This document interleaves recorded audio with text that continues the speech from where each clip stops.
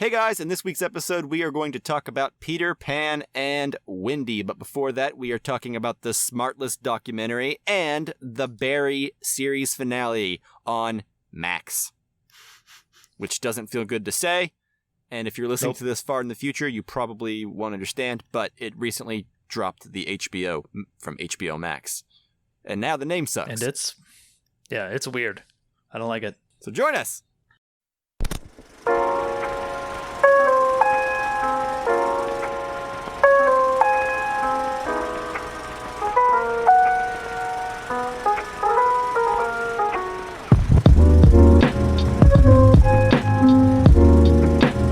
Welcome to the Casual Cinecast, powered by Cinelinx.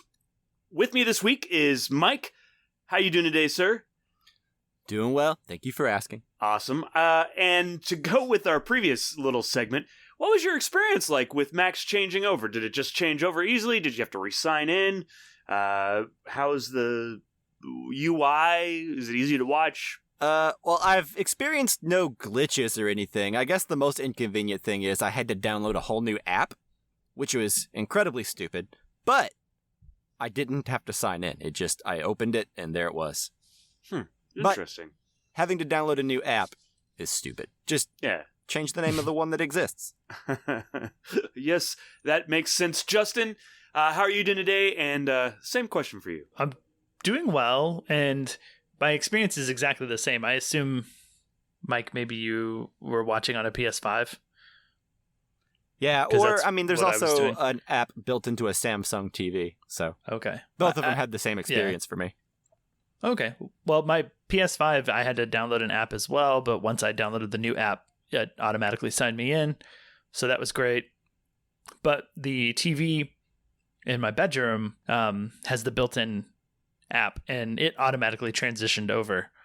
There was no new app downloading, so just where HBO Max was Max now, and signed in and everything, so it's pretty seamless. That was my experience as well. I have a Fire TV, and so where HBO Max used to be, it was just Max. I did have to log into the HBO Max or Max app on my phone in order to log into the one on the TV, so I had to log back in. But are you using someone else's account or using your own? I'm using my own. Likely story. Take that, David Zaslav. I will say, maybe it's just me. I do feel like the app is slightly faster, but that could be just me looking for something. That's your excitement for all that new Discovery content that's mixed in with your HBO. Yeah. All that stuff you can discover. The speed is what's maxed now, not the HBO. Yeah. All right. If this is your first time listening, normally we start off every episode in a section that we call News on the March, where we talk about the film and TV that we have been watching specifically and also want to talk about.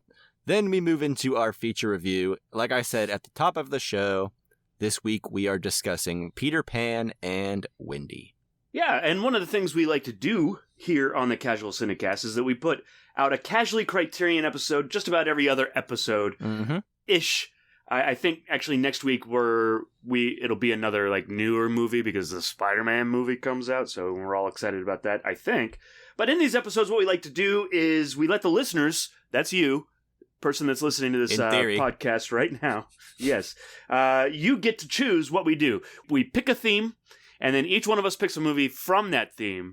And in the Criterion Collection. Sometimes it's in the Criterion Collection. Sometimes we get forfeited sometimes we and break booted the out. rules, you know? Yeah, I mean, the rules are the rules, but sometimes we accidentally make mistakes. I mean, it's only human. And so, listen to our last episode on arsenic and old lace. And then we have a poll out right now. And this is very rare because we're so usually with editing and all that stuff, we're behind. But I think this poll should go for a while. So you might have an opportunity to go vote now, depending on when this comes out. Anyways, we'll see. The theme is Palme d'Or winners that are in the Criterion Collection. Mike, tell me about who is in the lead right now. All right. So right now, in first place is La Dolce Vita, which was chosen by Justin and me. Justin and you. Yep. Just kidding. That was chosen by Chris. It's in the lead with 58%. Then Triangle of Sadness, chosen by Justin, is at 21%, as is The Piano, chosen by me, also at 21%. So, unless there's a massive change, it looks like we will probably be watching Fellini's La Dolce Vita. Yay. Yeah. But we need the big Triangle of Sadness and The Piano fans out there, you know, much like the release the Snyder Cut sort of army. Right. I know that army exists for these movies, and we need to somehow reach them so Chris doesn't win again. Yeah, we got to get some hashtags going, some catchy hashtags. Cool. All right. Well, as they said earlier, we do the poll on our Twitter account. So if you want to vote in the poll, if you want to vote in this poll, which in theory will still be live whenever you're listening to this, if you listen to this immediately upon release anyways, but go to our Twitter, follow us at Casual Cinecast. That's where you put the poll. You can message us on the account. You can also email us at casualcinemedia@gmail.com if you want to ask any questions about the movies, or even suggest films that we do, or suggest topics for the Criterion poll. I don't know, whatever. That we're open.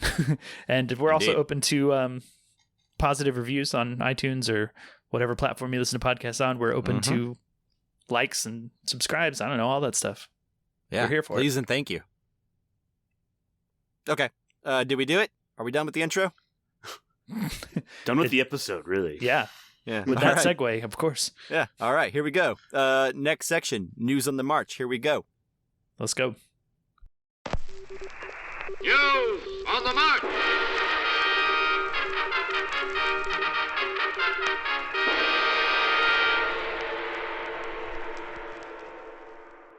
Justin. It looks like you are the only person who has watched any of what we are about to talk about. So, why don't you tell us a little bit about it? Sure. So, I guess what I'm going to be talking about is the new doc series that came out on... The doc series? Yeah.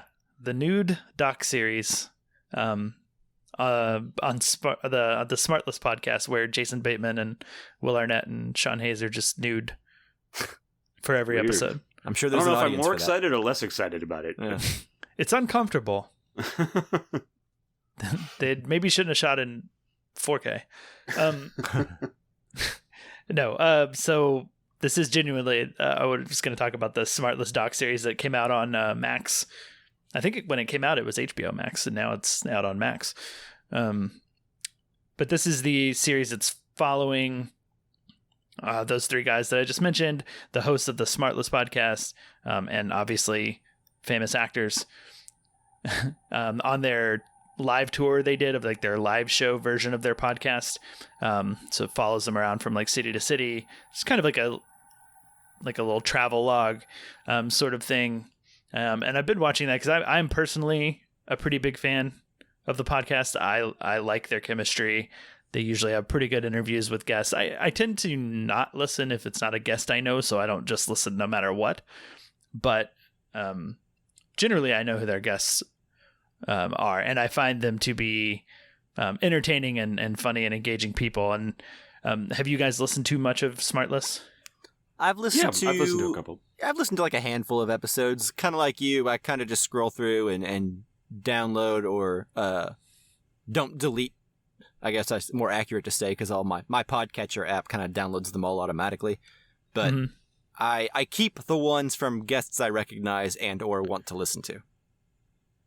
Yeah, they kind of inhabit the same like podcast Mark Maron inhabits. Like for me, like if they have a guest that I know that I like, I'll listen to it.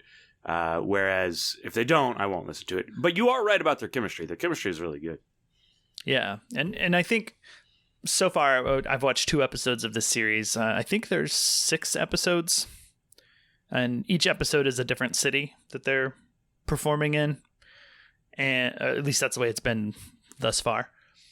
And what I've really enjoyed about it that I didn't really know was going to be going on like conceptually when I went into it was that it's not like a doc in the sense where you have interviews with them where they're being interviewed like, we're in Boston, or there's voiceover like telling the story of what they're doing, and then those sort of asides. Like, it's very video log-ish in the sense that it's just with no narration, no real context provided, just clips of them hanging out and scenes of like funny banter stuff. So like if you have listened to the show, that the opening portion, like before they interview their guests and they're just kind of giving each other shit and being funny, it's kind of a lot of that.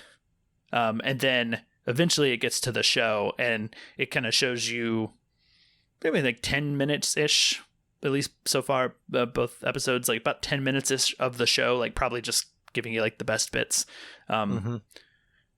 But I find it very watchable just because it's so different, I guess, without any, like with those clips just being random, like here's clips of them with nobody talking about what's happening at a different time. You know what I mean? Right. That's interesting. I actually saw the trailer for this documentary and I wanted to check it out. But here's the thing is, and this may just show how close of attention I was paying to that trailer, but I thought it was a movie doc. I didn't realize it was going to be like a multiple episode thing. I thought it was just like an hour and a half or 2 hour documentary about their tour. Yeah, I kind of thought so too, based on the trailer. And that would probably lend itself, I guess, more to telling a story that goes overall. But the way that this works is it's just kind of like, here's random bits of their day and the funniest things that they did when they were giving each other shit, getting ready to go to the show or traveling through the city. Sounds like an episode is basically them just bullshitting and giving each other a hard time. Is essentially like the TV show is just the beginning part of each episode of their podcast, correct? Basically, yeah, with them traveling around, and you get to see some of the show, right? And is the show they're doing? Are they recording a podcast, or are they doing like a comedy special type thing? What is the show that they're doing in each city? I couldn't say whether or not they actually released the recordings. Mm-hmm. Are they interviewing as somebody? podcasts? But they are interviewing somebody, and they keep their same format. So for anybody who doesn't know, the format of the podcast is that one of the hosts has a guest on, a famous guest, a notable guest of some sort, but the other two do not know who that guest is until they literally pop up. Like when they're recording, they do it via Skype or whatever, and they reveal themselves on camera. But they keep the same format for the live show. So that's cool.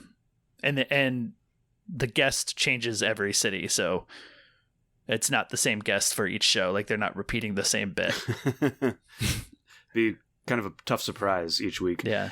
But that's cool. I really like their chemistry. I think you feel like you're a friend when you listen to them, you know, like at the beginning of each episode, you know, how they're giving each other crap and, you know, I like that part of it. So a whole episode, it sounds like a lot of fun. Yeah. That's basically my sell, is that if you enjoy that section of the podcast, then this doc is for you. Yeah. Do you think that would you recommend it to people who like Jason Bateman or Will Arnett or Sean Hayes separately and have not listened to the podcast? I would think so. I feel like you might not have some of the context for some of their jokes, because I know there are some jokes that are a bit inside that are repeating on the podcast and they pop up in here, you know? Yeah. And it's kind of hard to tell if that would translate if you were hearing that joke for the first time. Sure. You got to start somewhere, though, right? Yeah. Like there's kind of there's like recurring bits about them always giving Jason Bateman crap about his diet and like how healthy he eats and how he's like really vain about it. He sounds really vain about a lot of stuff, but when they're like, it feels like they're just giving each other shit about it, though. You know, like it is, and I'm just like I guess you have a point that you have to start somewhere, so maybe you would get accustomed to it. But you know, Jason Bateman, yes. He seems like I like Jason Bateman and a lot of things. You know, I'm a big Arrested Development fan. I think he's great in a lot of movies. Jason Bateman does not come off as a very nice person. Is it just me? He seems like he's be kind of like a jerk. Or not necessarily like outwardly mean, but like snarky and judgmental. Yeah, I can't tell if it's part of his persona, because I feel like that was part of his thing in Arrested Development. So I don't know how much is like him or how much is he's just right, like or if he's just good at what he does. Yeah. But anyways, I it do does sound think fun to listen to that. That bit or whatever it is plays really well off of Will Arnett and Sean Hayes. You know, like because I think Sean Hayes oftentimes you feel like he oftentimes feels like he's the brunt of the joke or the butt of the joke. But like I think he's also giving sometimes as good as he, you know, I don't know, it's interesting. There's an interesting dynamic between those three that I find interesting. Yeah.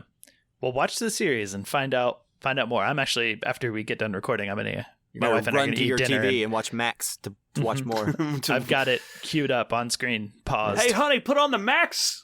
Run, don't walk. Okay. Yeah. But that's it. Cool. I don't think I have anything else to add about it. It's pretty simple. Awesome. Cool. That is it just called the Smartless doc? Because that's what's in the show notes. Surely it's not called that. I don't know what it's like officially I called. hope it's called that. I could Google it while I'm talking. Smartless on the road. There we go. That's a better Smartless : on the road. All right. Good deal. But whose colon is it? It's Sean's. Okay. Spoiler alert. Good deal. All right. Okay, moving on. So, yeah, I was going to from here on out, we are talking about the Barry series finale. So, if you haven't seen Barry or you don't care but you don't want to hear about the series finale, then, you know, skip ahead. Show notes are time-stamped. Yeah, we'll just say this is a spoiler warning. Yeah, spoiler warning for the rest of this it. segment until the main review. Yeah. For Barry. For Barry. All 4 seasons, every episode could be spoiled for you. That's right.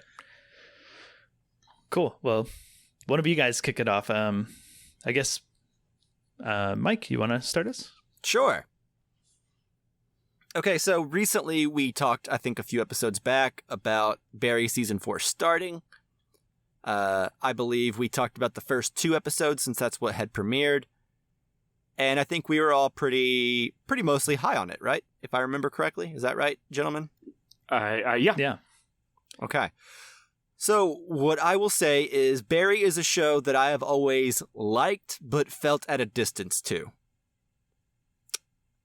It's very cold. I don't think it's a show that kind of invites you to like be in it with the characters. I think all the characters have always been portrayed as unlikable people to varying degrees, right? Mm-hmm. I think it's always been kind of funny, but there's always been sort of an edge to it to where the show's always been very cynical. Now that the series is over, 4 seasons of the whole thing, I think seasons 3 and 4 are extra cynical and kind of abandoned the premise of being comedy first and then kind of like a dark drama second. I think seasons 3 and 4 have kind of stepped up and kind of shifted the balance to where it's been very dark with the occasional dark humor thrown in there a couple times each episode that makes you kind of laugh out loud. Would you guys agree with that? Yeah. The balance is definitely way more in favor of the darkness, but I mean, I do think that I want to say that like some of the funniest moments have been in these last 2 seasons. Oh, for sure. But it may just be because there's less of them and it's so dark that they hit harder when they do, and maybe they're not necessarily any funnier than what was happening before. You know? I sometimes feel more awkward when I'm laughing or when I think something's funny. I'm like, I should be laughing at this. Yeah. Yeah. Well, I think personally for my tastes, I would say I really enjoyed seasons 3 and 4. 1 and 2, I have less desire to revisit. And I will say that I think season 4 is the best season. It's the first season where I watched all 8 episodes and I felt like it didn't drag at all in the middle. Mm-hmm. I felt like they used each episode to further the story Whereas maybe sometimes in the first 3 seasons, there's a little bit of spinning your wheels happening. But yeah, I didn't feel that at all in season 4. And I think the finale is the best episode of the series. I think it ends great. I think the cynical darkness of the finale sits very well with me and is challenging in all the right ways, to where, like, I can't imagine if you actually cared about this show or cared about what happens, like, beat to beat. Not that I don't care about the show, but I can't imagine, like, if you're super invested in character arcs and the outcome of what's going to happen, I can see this season feeling very distant, or like at a distance from you, because I don't think the show's even trying to give you a satisfying, in the traditional way, finale. I feel like it's very much trying to challenge you and maybe keep you at a distance from it in a way that feels very intentional. And I really dig that style quite a bit, and I think the ending could not have been more fitting for the show. But I'll get into specifics a little bit later. Chris, what did you think? Yeah, I really like this. I haven't seen the first 3 seasons, so I can't necessarily compare it. You haven't seen the first 3 seasons? In a while, is what I should say. In a while. So I can't really compare them. I think I liked the whole thing as a whole more than you did. Not that it's a competition, but I was just into it. Some of the humor didn't bother me as much. But yeah, I think the 3rd season, look, forgive us or forgive me if I'm wrong in a little bit, but from my understanding, like in the 3rd season, Bill Hader kind of takes over, and it becomes more about his vision, especially in the 4th season where he is directing all this stuff. Yeah, I think in season 3 he directed multiple episodes, but not all of them like he did in season 4. And it feels like it's coming from one source as opposed to, like a bunch of different people directing things or writing things and stuff like that. I thought that was really interesting. I do think also, like watching Bill Hader get better as a director and try out new things to a certain extent, and I think one of my complaints was like maybe he's pushing the limits a little bit too much, like he's being a little bit too like cutesy with the camera, and I kind of walked that back. I think it's there, but I also think he's like experimenting and trying new things. So like maybe his next thing will be better because of it, if that makes sense. He's growing, but yeah, I think the other thing is the last like 5 minutes of this show, maybe the best closing 5 minutes of any show ever. Not to be hyperbolic, but I love the way they do it. Because they kind of are able to put a bow and tell you about all the different characters without just like telling you about all the different characters. They are also able to make it into a joke and make it something bigger than what. If they just put like text on the screen, it wouldn't have been good. But the way they did this was essentially the same thing, but there's a joke with it. Yeah, I was about to say, for one character or 2 characters in particular, they did put text on the screen in a way. Yeah, in a way, but we're seeing it through another character's eyes, yeah. Right? Like, so I find that all interesting and fun. But yeah, I mean, like, there's a shootout in the last episode that's just really awesome. And the shootout doesn't last very long, but then there's the take does, and all this stuff is happening. And anyways, I really like it. Justin, what did you think? Yeah, I'm right there with you guys. I thought this was great. The finale was really satisfying to me, and I do enjoy the stuff that you were talking about, Mike, where they kind of subvert not necessarily expectations, but desires. Really, yeah. Like the thing you want to see. You're well, at least like the second to last episode ends off with Barry finding out that Hank has his son and Sally, and it ends with like that shot from behind him, and you can see he's like kind of shaking and, you know, about to go into full Barry mode that we expect. And they do a cool thing where they're building up to this, like, okay, Barry's got to go off and kill everybody and do his thing, and his son's going to see it. And you maybe could want that, because I'm trying to remember if there's even much of Barry killing people in this season. Not in this season, I don't think. He was in jail. There's that one moment where he starts in jail. He didn't even kill anyone escaping jail, though, did he? I think he did, because he got like a gun. I don't think he kills any, like, quote-unquote good people, though. I think he just kills, like, the people that were after him. Yeah, the people that were trying to assassinate him. One of them played by Fred Armisen, which was funny. Yeah. But anyways, so you're finally building to this point of like, okay, we've kind of held it in all season. We've seen Barry as a wannabe Christian.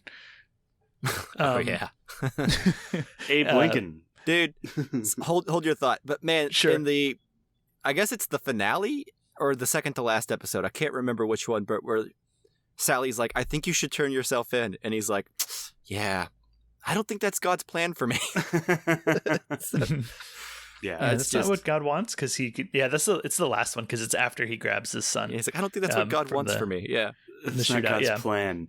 And I like when he's like listening to the like podcasts or sermons or whatever, and every time he finds one when they're talking about sin, and you're like, I'm like, well, of course murder is the worst sin, and he's like, okay, next. Yeah. He's just trying to like find somebody to confirm that he's okay killing somebody. Yeah. Then he finds the one that's like sometimes murder is necessary, and he's like, all right, and he pauses. He's done listening. Yeah. And that's what I need to go any further. Yeah.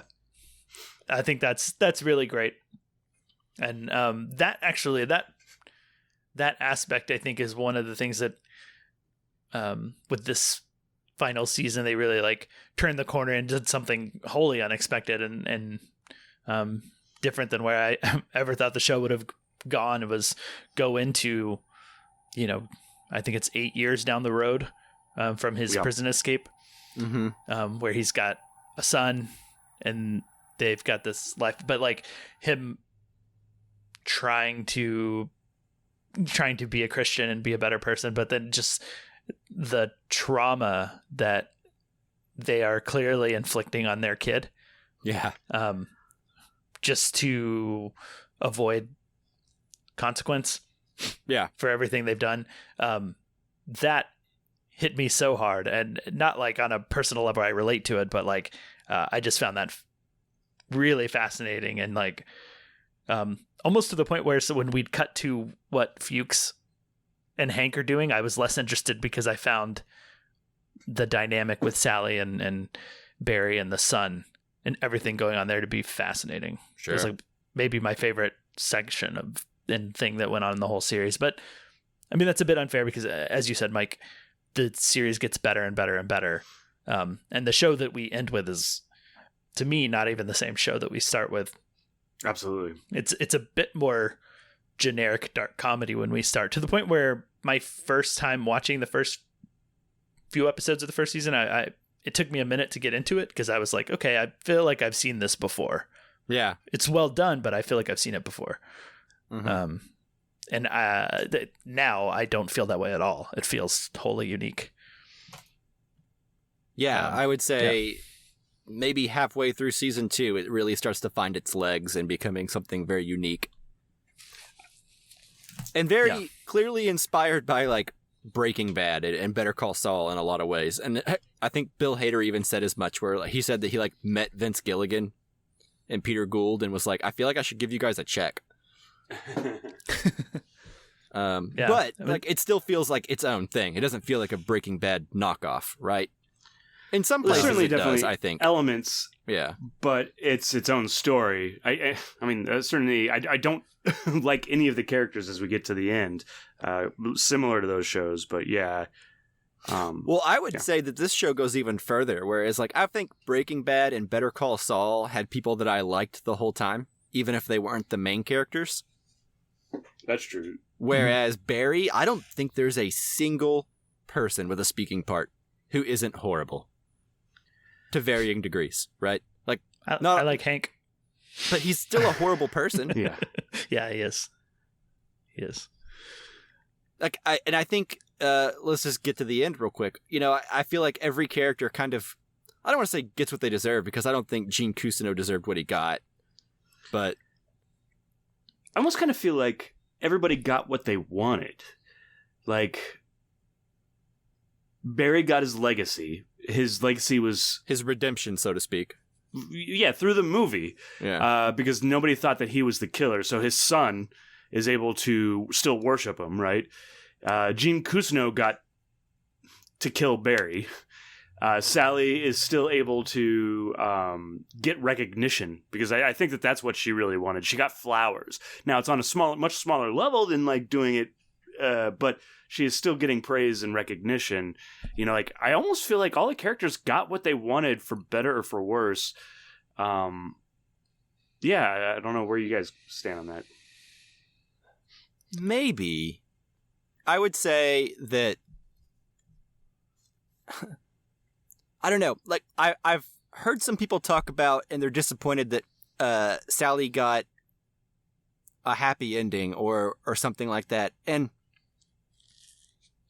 I don't know about happy or sad, but what I will say is there is evidence in the finale that she hasn't changed or grown at all.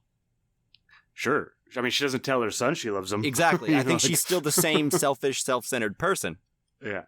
And I don't think that she actually turned a corner at all. I think, and what's so interesting is Barry might have turned a corner. He might have actually finally changed after kicking, screaming the whole way there. But I think it's funny that, like, we never get a chance to really see it to fruition. You know what I mean? Like, we don't know if that actually would have stuck. Yeah, stuck or taken effect. Yeah, but it always feels like it sticks until it doesn't. Or until it's an until inconvenience or something. Yeah, it's kind of like Fuchs, something needs to happen. Always changing. You know, I don't think Barry's much different than him. Yeah, now, again, my complaint that I've had about Fuchs the entire series still remains the same, which is that his loyalties go wherever the script deems it necessary. And I don't feel like he as a character was ever, at any point, very well realized or anything. It just seems like, I think literally every season, at least a couple times, he goes from wanting to kill Barry to want to mind his own business and leave Barry alone to wanting to kill him again. Mm-hmm. And if I had to pick any character's arc throughout the whole series that just never really worked for me, it would probably be him. Now, I did like the final scene with Barry and Fuchs as the Raven, and he kind of gives him his son and then kind of runs off into the darkness. I like that end for him. But I could have used more character work in that character just throughout the whole show. Now, that said, I think Stephen Root was always awesome. Yeah, Stephen Root is amazing. Yeah, he's an entertaining character, and it's a great performance. It just those threads connecting of like when he changes, because I'm not sure what changed between when he shows up to Hank's, and isn't like the first thing he asks is he wants Barry to kill him. Right. Well, I think here's the thing, though. I think what we're supposed to, as an audience, take away is that when he sees Barry's son, there was a change of heart. Yeah. Because he does get a close-up staring at Barry's son, which probably reminds him of young Barry. And remember, we saw that in episode 1 or 2. Yeah, those like memory fantasy things. But that's on us to really connect those dots, not necessarily a well-laid-out script. But I think that goes in line with kind of how the show kind of wanted to end, right? Which is not to give you what you want, or not to give you traditional arcs and narrative. It's basically to challenge you to like this show. Which I do. Yeah. You know? Well, yeah, I like it a lot. I think it's worth watching. I'd like to go back through starting from season 1 and just like kind of getting a shorter time, you know, like in between seasons, you can kind of forget what's going on, especially like the first 2 seasons being so much funnier. I'd like to watch them all together and see how it feels. I mean, you got the gist of them in that, the Mask Collector movie. Yes, that was pretty great. Did You you got guys the see? important parts. I know I sent it to you. Well, Jim Cummings being cast as Barry is genius. And then, but Jim Cummings retweeted a Criterion version of the Mask Collector, like a cover art. Yeah. Yeah, which I thought was pretty amazing. Yeah, it's pretty good.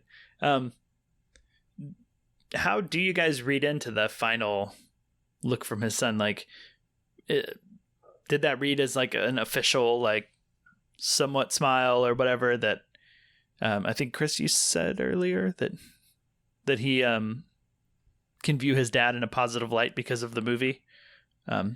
Is that kind of an official, that's how you guys feel? Or did you feel it was like more ambiguous? Chris? I feel like that it was I feel like he wasn't ever told the truth by his mom or anybody else, so he was given that so the movie was what he considered to be the truth. I mean, he was told a little bit that, like, his dad killed a lot of people and that she killed someone, but I think the movie pretty much is able to square it away in his brain to where, yeah, you know, because, like, what does it end? Like, he gets full honors. He's buried in a cemetery. Arlington National Cemetery. Yeah, which is just, like, all kinds of messed up all on its own, right? That, I don't know. I think it's able to answer your question, yes, I think that's what that smile means to me. And I love how, and because the show, especially for the first 2 seasons, was definitely a satire about the industry and Hollywood and acting and the self-importance of it all and the vain nature of it all. And so, and I think in season 3 and definitely in season 4, it gets a little bit away from that. And so I'm really glad the finale was able to dive back into that theme, right? Of being like, yep, this is exactly the kind of story that people would go nuts for, you know? And and kind of, I don't know, almost like a big middle finger to the audience and being like, and you probably are complicit in these kinds of stories, you know? I don't know, like, sure, yeah. Yeah. Which I like. I think it's fun. Yeah. This is the type of story that people would there is go no see truth, on Memorial Day weekend or something. You know? Right. This idea of like a soldier being taken advantage of and led astray, and he's actually like a sympathetic hero in a way. And it's just like, I don't know. It just seems so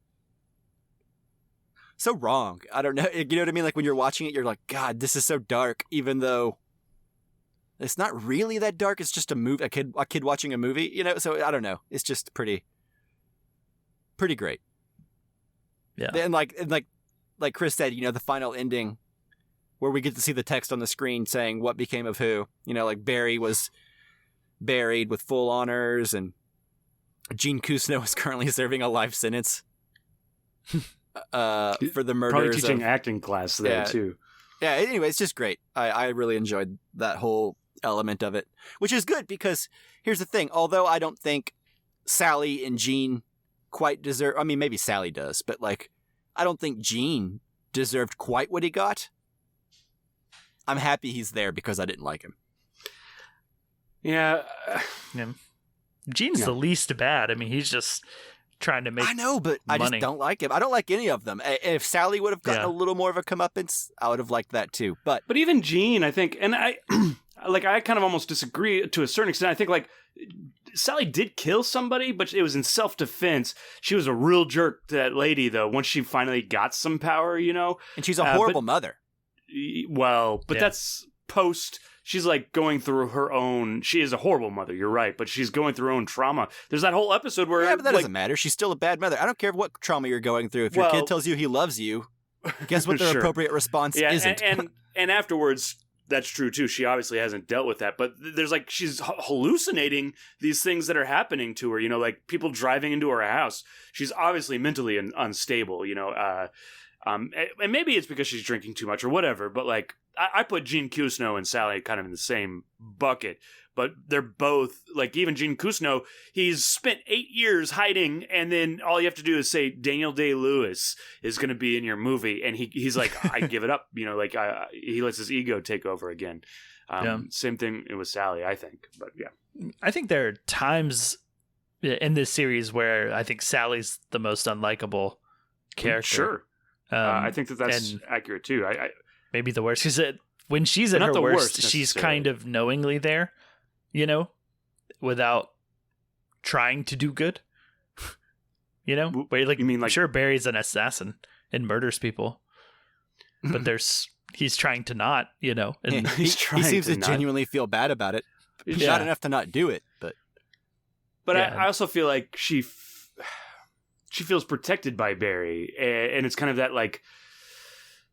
She has been in abusive relationships in the past, and we oftentimes repeat ourselves. We find what we're comfortable with. So, like, she at the beginning of the show is trying to not be in an abusive relationship type of thing. Sure, but that's not an excuse for being abusive to everyone around you. Your coworkers, sure, she turns it on. Your child. Yeah. Anyways, yeah, it's not an excuse. That's why she's horrendously unlikable to me. Yeah. Throughout most of the show. Yeah. And that's the thing is like, I think Gene Cousineau and Sally are both extremely unlikable. And Barry was unlikable too, but the way he goes out is almost like cynically hilarious. Sure. Yeah. Maybe like his final moment, like his wow. Oh yeah, I mean that's pretty great. But just like the idea that he was able to achieve some sort of redemption is, I think, kind of hilarious. Whereas I think the other two characters are kind of living with will be living with their self-hatred for the rest of their lives kind of situation. Mm-hmm. Like, I don't know if he actually got redemption at the end, to me. I think it was more like he got looking redemption in the public eye. Okay, yes. Yeah. Not necessarily redemption for his legacy. The movie. He didn't get to see it, but in some roundabout way, he kind of got what he wanted, and I think that's actually kind of hilarious because he in no way deserves anything that he wants. Yeah. He's a psychopath, he's like... Yeah. Yeah. Well, anything else? No, I really enjoyed the cynical ending to this show. Yeah. And I enjoyed the style, like, as it went on. I don't necessarily know if Bill Hader will, like, repeat it or do that. I want him to repeat it. But I think you can clearly see that he's well-versed in film and film language. And most of the chances that this show takes and sort of wild ideas that it goes with in terms of style and choices tend to work. So whatever he goes for next... I hope he does something again, and I'm sure he will, and I'm excited about it already. Yeah, I'd like to see him direct a few movies. Yeah, we needed this writer's strike to end so that he can get back in. He can get on it, yeah. Somebody write him a movie. Yeah, he seems to have an affinity for the wide shot, which I'm always a huge fan of, scenes playing out in one wide shot with a good composition. Yeah, stationary camera is where he's at. All right, so anything else about Barry before we move into the main review? Nope. I'm good. Rock on. Okay, so here we go. Starting our review for Peter Pan and Wendy, starting now. I don't want to grow up. I want things to stay the way they are. Can't stop time, Wendy, whether you like it or not.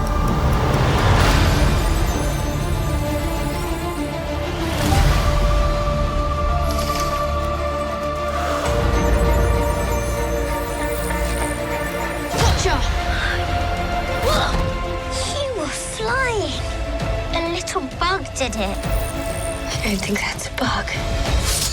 She is a fairy. Are you Peter Pan? Were you expecting someone else? I can fly!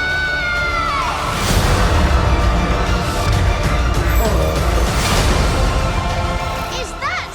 Neverland! Is this everything you dreamed of? I could never have dreamed of this. What is this place? No rules, no schools, no bedtimes, and most of all, No growing up. Are you Wendy? Tiger Lily. Peter. Peter! Peter! Captain, it's Peter Pan. Never say his name.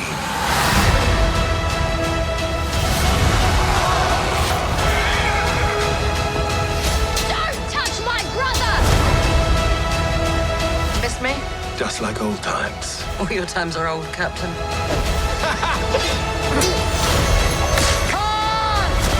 Everyone, hang on! Did you hear that? That is one big.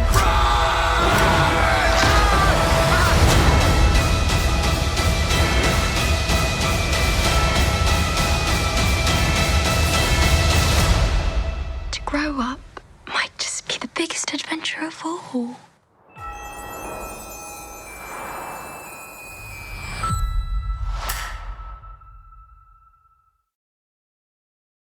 All right, so as always with our newer films, we will be doing a spoiler-free section up front. We'll be giving our general impressions and our general thoughts on the film without getting too deep into spoilers, or maybe not deep at all into spoilers. Zero spoilers, that's the point. But before we get into spoilers, we'll give you a warning. We'll play a bumper, give you plenty of time to pause the podcast, go watch Peter Pan and Wendy, and come back and finish listening. Yeah. We'd absolutely hate to spoil Peter Pan for you. Yeah, the story that you know already. Yeah. Yeah. All right. Yeah. So, Peter Pan and Wendy was directed by David Lowery. It stars Alexander Maloney, Ever Anderson, Jude Law, and Alyssa Wapanantok. Wapanatok? I don't know. Wapanatok? Yeah, there you go. And Jim Gaffigan, which I didn't realize that was Jim Gaffigan until just now. I thought it immediately, and then I convinced myself for like 30 minutes that it wasn't, and then realized it again later that it actually was. There you go. Okay, the IMDb synopsis says, follow the adventures of Peter Pan, a boy who does not want to grow up, and how he recruits 3 siblings in London, and together they embark on a magical adventure on the enchanted island of Neverland. Yep. Every Peter Pan story. Yep. Basically. Yep, basically. Except for Hook. True. But it's still riffing on that same synopsis. Mm-hmm. Okay, so who wants to kick us off? I say maybe Chris. Okay. He's the one that hasn't kicked off any discussion yet. That's true. Let's see if you're able to kick off a discussion, Chris. Let's do it. Ooh, oh man, I'm sweating already. So, going into this movie, man, I was kind of split. We are reviewing this kind of later in the cycle. You know, this has been out for a month at least now, if not longer. And I had not heard great things. I love David Lowery. He's, you know, The Green Knight was amazing, you know, and his other films as well. But so I was definitely curious. I don't know that I was going to go out of my way to watch this unless we picked it as a film because of all the negative things I had heard. My expectations were pretty low, is what I'll say.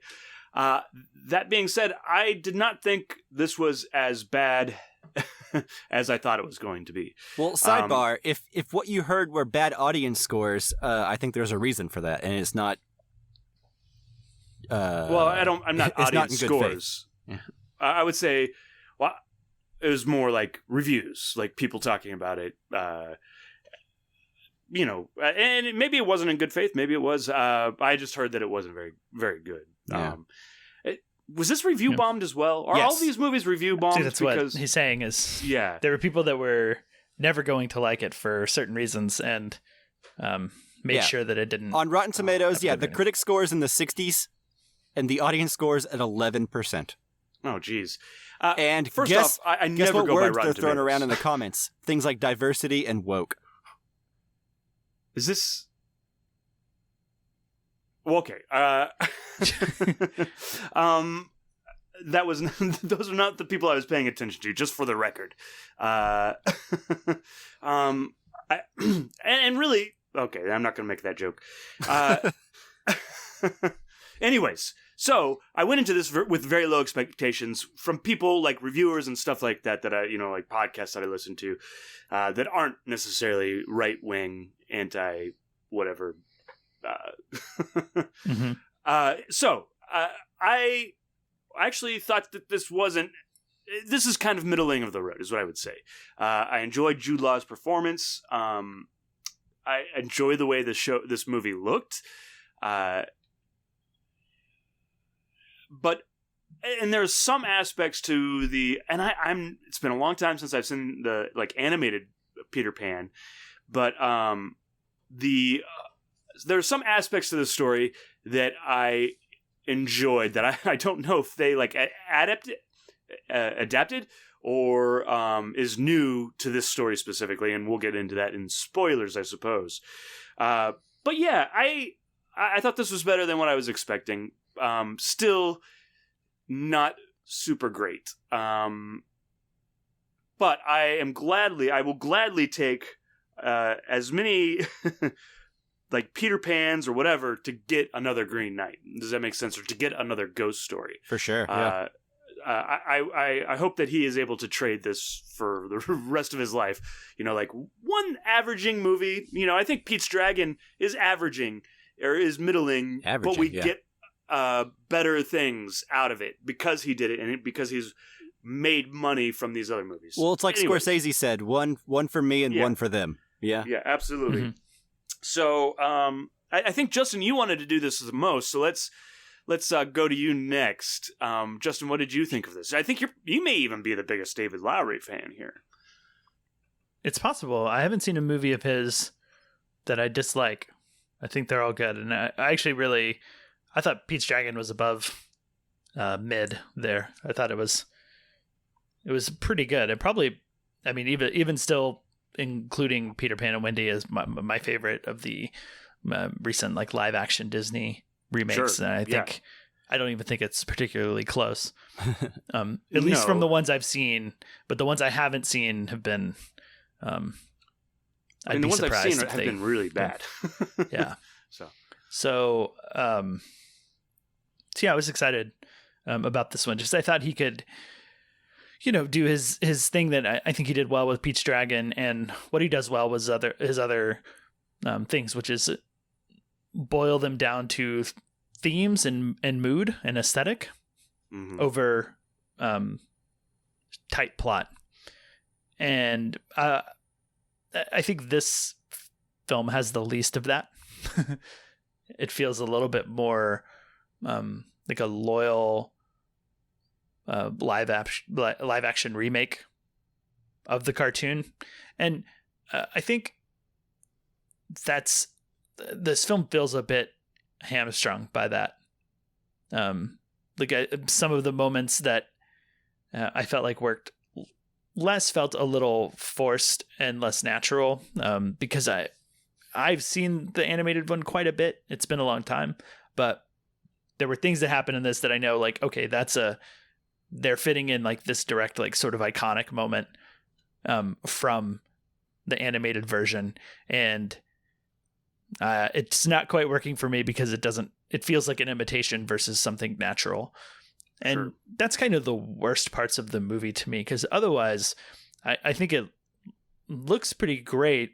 There may be some CG green screen moments that don't quite work or sell, that look a little dodgy. But for the most part, I mean, I love the way the movie looks, and I think all the performances are really good.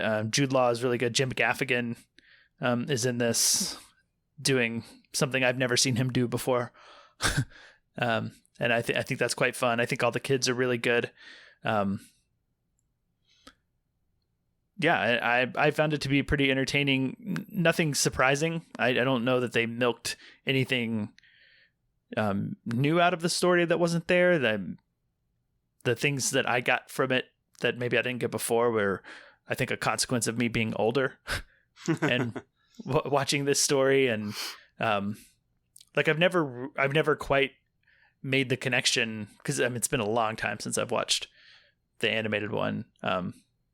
But I've never quite made the connection between Captain Hook's fear of clocks, or like hatred of clocks, and growing up, and why he's so angry at them. Yeah. And I think just themes like that kind of hit a little harder being older. But I'm not sure that that's anything new with this version. But overall, I enjoyed it. I had a good time. I think if I was a kid, I could see this really working for me, Sure. And being a film like Hook was for me when I was a kid, that I would just watch over and over again, because I think it's well done. So with that, I'll leave it there. Toss it to Mike. All right. So here's the thing. I did not enjoy this movie very much. I normally enjoy David Lowery. Usually not the Disney remakes, but yeah, I liked Pete's Dragon all right. And so I was curious to see what he did with this movie. Like I said earlier, if you look at the internet like IMDb or Rotten Tomatoes, you'll see audience scores that are very clearly being brigaded and bombed with a lot of words like diverse and woke and stuff like that. So automatically, when you see more than one or two of those, you can assume there are lots of bad faith reviews taking place. Sure. So, I kind of was like, how bad could it really be? And it's not really that bad. But that said, I really did not like this movie. Mm-hmm. And I guess the reason is that there have been way too many of these adaptations of this particular story. And as a result, I'm kind of just bored before the movie even gets going. Like I was bored before Peter Pan showed up in the room at the beginning, Yeah. Now, this does seem well shot. And it's mostly pretty good looking, except for, like you said, some bad green screen here and there. Right. But in my opinion, none of the actors had very much chemistry with each other, and there was no real energy or fun taking place on screen. It felt like going through the motions of capturing iconic scenes or slightly tweaking them, but not enough, I guess. And now, I will say that they do add a little bit more for Captain Hook and Wendy to do, which I really appreciated, because it's not just about Peter Pan. It's like the themes are carried on through those characters as well. And you kind of alluded to that earlier, Justin. Like, you never really put together the Captain Hook fear of clocks with time and time passing and growing old. And I think the movie does a couple things like that, to where using Wendy and Captain Hook as characters that kind of get sidelined in the cartoon version, I think those characters also have their own arcs and that tie in with the exact same theme as Peter Pan, There's more to say in this story. And at the beginning, it does say that it is adapted from the original story as well as the cartoon. So they kind of try to have the best of both worlds, it seems. Yeah. But all in all, I'll say that it's not very good, but it's not very bad either. If you've never seen Peter Pan, or if you didn't grow up with Hook, then I can see this being a lot more enjoyable. But it didn't bring enough new themes and ideas to the table for me to ever really get going with it. Even though it's not like a scene-for-scene remake like Lion King is, there's enough different to where I think it's a little more creative, But when they do try to capture the stuff from the cartoon, like even like the iconography, the same outfits, the same camera angles and stuff like that, it doesn't do itself any favors. Mm-hmm. So, all in all, it's probably my least favorite David Lowery movie, which is a shame. But it's still way up there for with the you live-action there. remakes that I've seen. yeah, I mean, I like it better than The Lion King or Aladdin. Sure. Yeah. There are musical Remakes. numbers in the original animated one, right? Say that Yeah, again? there's Like an I Can songs? Fly song that I was like expecting them to break out into I Can Fly, I Can Fly. Yeah, and I the Can Lost Fly. Boys had a song. Yeah. Yeah. And they kind of incorporate that into the score in this one. And some of it is incorporated into like sort of the pirate chanting. Mm-hmm. I'm trying to remember how much of a musical number that was in the animated series versus being a little bit more diegetic and organic in this one. But from what I've heard, some of the worst parts of the live action remakes have been the songs, the musical numbers, Yes. translating one for one. Like a into live slower, action. less interesting version of the song you already know. Yeah. And like different voices than you're accustomed to. Right. Sure. Yeah. So they don't do that, which I was happy about. One thing I actually really appreciated about this adaptation of the Peter Pan story is that it's not only a film about being scared of growing up, but in this version, I felt like there was an emphasis on the idea of change in general. Sure. That's something that I appreciated because I don't quite remember as much of that in the other versions, although I'm sure it's there in subtext and maybe even in literal text that I just don't remember. But in this version, I found myself thinking of that theme more, that it's not just growing up, it's a fear of change in general. Yeah. Growing up is change, but in this version, I think they actually flat out say change and not just the idea of, like you'll never grow up in Neverland. It's like the idea that things just don't change at all in Neverland. Not only do you not grow up, the status quo is always the status quo, Mm-hmm. Yeah, I actually found myself, I was more on like Wendy's side. Like Peter Pan and Hook almost became the same type of person. These two guys stuck in a rut almost, whereas like Wendy was kind of I felt like the hero of this, as like to shows or movies that I've seen before, like Peter Pan's the guy I get behind, but like I didn't feel good about Peter Pan. He was just as much like I'm not gonna change. Well, let's hold that and get to the end because okay. Yeah. Yeah. Well, we need to get into spoilers. that's what Yeah, I mean. okay. Like that's what gets Before to we get to spoilers, it. so we can talk about the end. Yeah.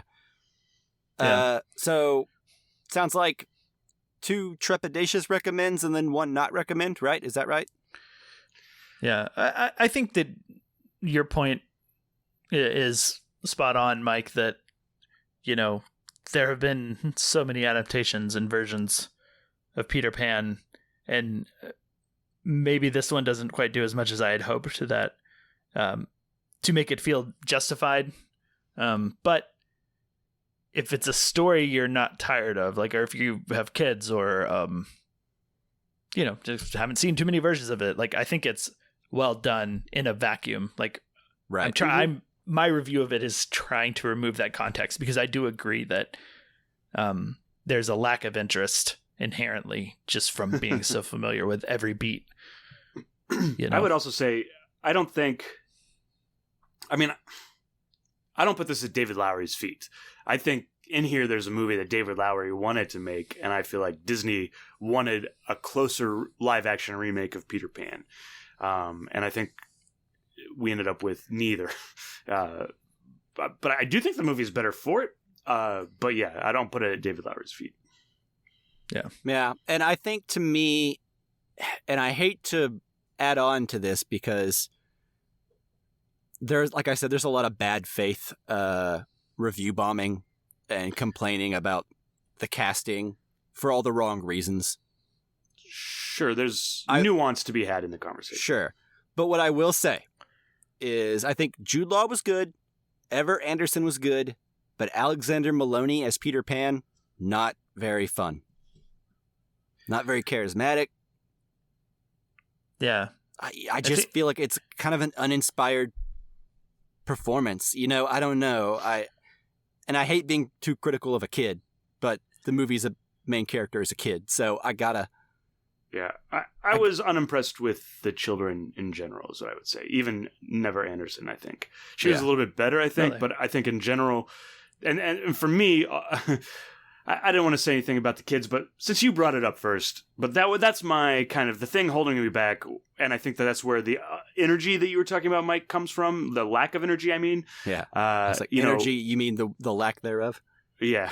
And just the charisma between the cast. Jude Law felt like he was outside of that group. Like it almost feels like, I mean, Jim Gaffigan's in there, but he's, it just feels like it's Jude Law by himself is what it feels Yeah, like. it felt like he's just out there needing a life preserver, someone to bounce off of.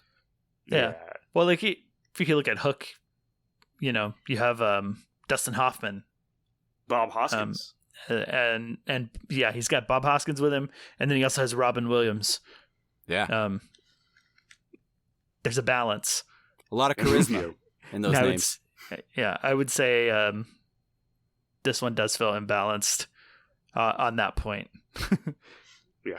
There's a lot of concentration of talent in one particular area. I do think that Peter Pan is the weakest actor. I was relatively charmed by The Lost Boys enough, and I didn't really have any problem with any performance other than Peter's being a little drab. Yeah, that's me. I still think that Ever Anderson did all right.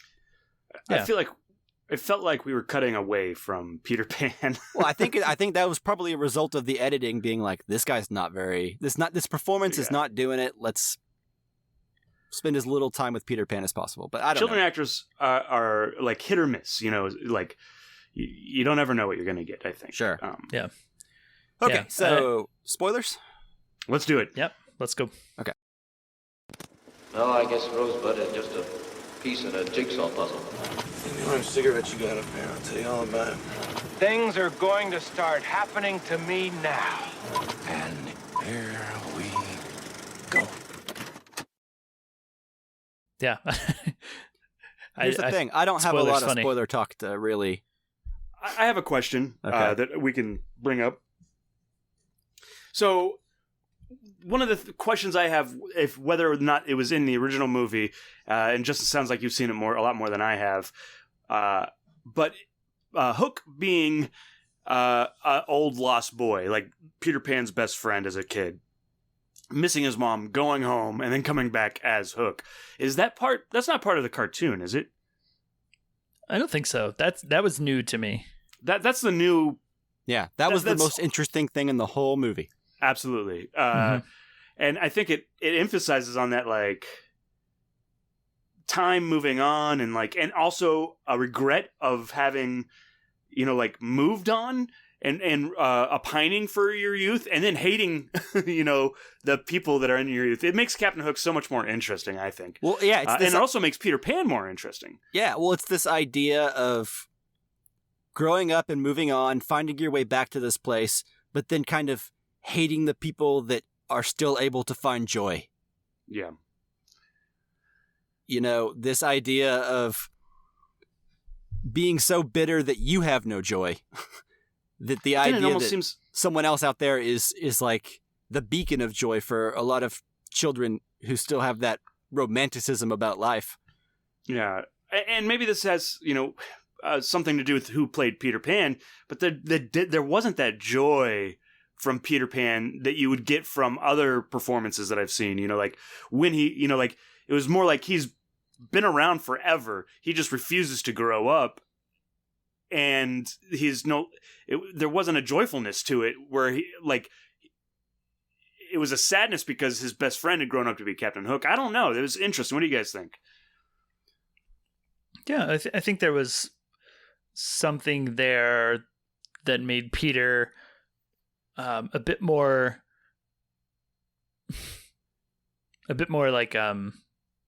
like he's convinced people to go along with him, and like in a way that isn't like good necessarily in their best interest, but more in his. Yeah. Which is interesting, but maybe a little too buried or something, or not really there in the performance. Well, it seems like this is what David Lowery was interested in, or somebody was interested in this, and they got held back because they were supposed to be doing the Peter Pan animated live-action remake, you know? So, like, they allowed him to do some stuff here, but I wish it had got more explored. This is the part that I liked. You know, this is the that's what I was interesting to say. part. Like, the end is actually, I think, the best part of this whole adaptation, which is this idea that Wendy's like, why don't you stay? Change is good. I've learned that. And Peter's like, maybe, and then just goes right back to Neverland to reenact the status quo. Yeah, and like there's kind of like a certain tragedy in that I really kind of enjoy. Yeah, Hook kind of smiles at the end. Like Hook has this conversation with Peter Pan where it's like, you know, I was sad when I thought you were dead, because if we aren't fighting each other, then there's no happiness. Like that is the happiness. Us fighting and trying to outdo each other is what drives us. And I think Peter Pan is typically not necessarily... He was just involved in that tragedy. And I think there's almost even... at some point, this Peter Pan's going to grow up, come back, and be Captain Hook. You know, does that make sense? There's like this endless cycle that happens, you know. I was reminded so much of Hook, you know, with Robin Williams, you know, like him actually growing up and coming back. And I don't know, I thought it was really interesting, which makes it, that part of it is so interesting. I wish it had been more, because I would have liked the movie a lot more. But as is, this is what made it worthwhile, you know, watching. Yeah, I agree. What good time I did have during this movie was all exploring that idea, right? Like Peter Pan and Hook as Batman and Joker to an extent, right? Like they need each other to be what they are. And when they're not doing that, is their life really worth living? This kind of Neverland life. And this idea that at the end, Peter Pan, as opposed to, and it's been a long time since I've seen Hook, but correct me if I'm wrong, I believe, spoilers for Hook, at the end of that movie, he kind of learns to be a little bit of both, right? He learns to go back, be the father to his children, Peter Pan, while also maybe holding on to a little bit of that youth and vigor in a way that he wasn't before he went back to Neverland, right? Is that kind of how Hook ends, right? Yeah, there's got to be a balance between the two. You can't be just Captain Hook or Peter Pan. You have to be both. Yeah, he'd become an absent father, like boring businessman, right? Like not having any fun, like yelling at his son for goofing off on like in an airplane, you know? Right. And in this one, I feel like it's just a flat out rejection of the whole idea of any kind of change or any kind of maturity, and almost like an addict turning away from all kinds of help and kind of succumbing to their darkest urges, right? That's how I feel the ending to this movie went, and that part I enjoy. Yeah, and Peter Pan must be, I mean, like, it seemed like both of them knew Wendy's mom. You know, like, they had listened to her singing. They, like, are always going to that house. You know, like, I don't know for how long, you know, how long has it been since Peter Pan lived there, you know, like, yeah. So that was tragic in itself. You know, they watch these people grow up, and I think, you know, like, he takes Wendy because she's just about to grow up, and he wants to keep her, you know, like, that's almost creepy in itself, you know, like, he wants to keep her a kid, you know? I don't know. I found that really interesting, and those ideas outweigh what I find the rest of the movie to be by far. More of that would have been great. Yeah, it really is. I mean, to me, just being held back by having to be, like you said, that Peter Pan adaptation. And I was kind of hoping that it wouldn't be, because to me, that's the intention of titling it Peter Pan and Wendy, you know? Mm-hmm. It's a little bit different, yeah. Because, you know, they called the Jungle Book one the Jungle Book, right? And the Lion King, the Lion King. So, and maybe it is different enough to justify that.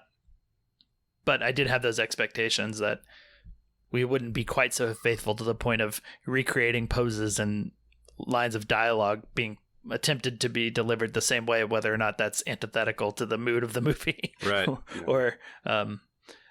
or the vibe so far. So like, that's when I was like, just kind of eye rolly about it, but like, it's almost worthwhile. Yeah. For Agreed. all the reasons you guys have said. Yeah. Okay. Do we have anything else in spoilers? I think I'm good. What about you, Justin? Yeah, no, I don't have much to add. I mean, most things we've said were said before spoilers, so we just. I know. I mean, it's an old story. I don't know. There's not much in the way of spoilers. Yeah, I agree. So yeah, I think I'm done. Awesome. Okay. Anything else? No, I think that does it. I think we did it. Cool. Awesome. Well, thank you, listeners, so much for listening. And of course, as always, thanks Jake Wagner Russell for doing our intro and outro music. If you want to hear more of his music, go to soundcloud.com/bopscotch. All right. Stay tuned to this feed. Subscribe, like, all that, whatever. Because our next episode will be Across the Spider-Verse Part 1. Yeah, man, I'm so excited for this. Can't wait to talk to you guys then. It's Thanks a part for listening. 1? Yeah. There's going to be a third one. I think it comes out next year. I didn't know this. Yep. Interesting. Great. All right, guys. Talk to you later. Bye. Bye.